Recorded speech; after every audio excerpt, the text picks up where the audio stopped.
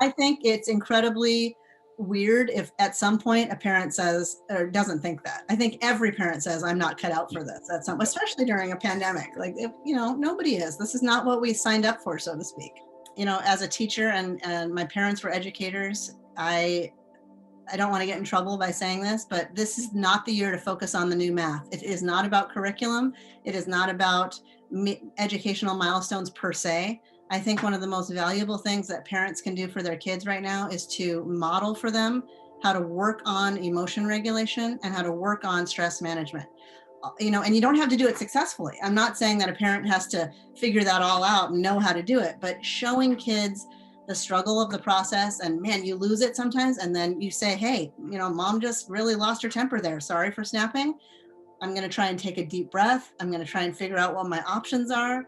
And that's really hard to do. The rest of the stuff, in my opinion, as a psychologist at least, that's not as important. Like, in terms of coming out of this pandemic, the most important thing for kids, and especially for parents who are really struggling emotionally right now, is to figure out how they can work on showing effort to kids, like working on the effort and modeling the effort, because that's the kind of stuff that is going to stick with them. They'll catch up on math. They'll catch up on spelling. We don't need to worry about that.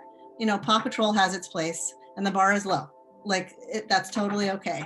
And I think another thing parents in general need to do is just be nicer to themselves. Like, recognize, man, you cannot hold yourself accountable to the same level of parenting or the same level of support for your kids that you would expect. You are in a disaster. Disasters are different.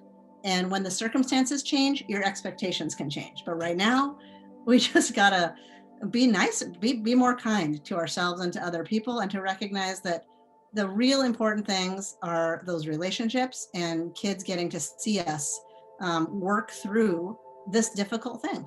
That's what will really last. And the rest of it can wait, or it can get dealt with later.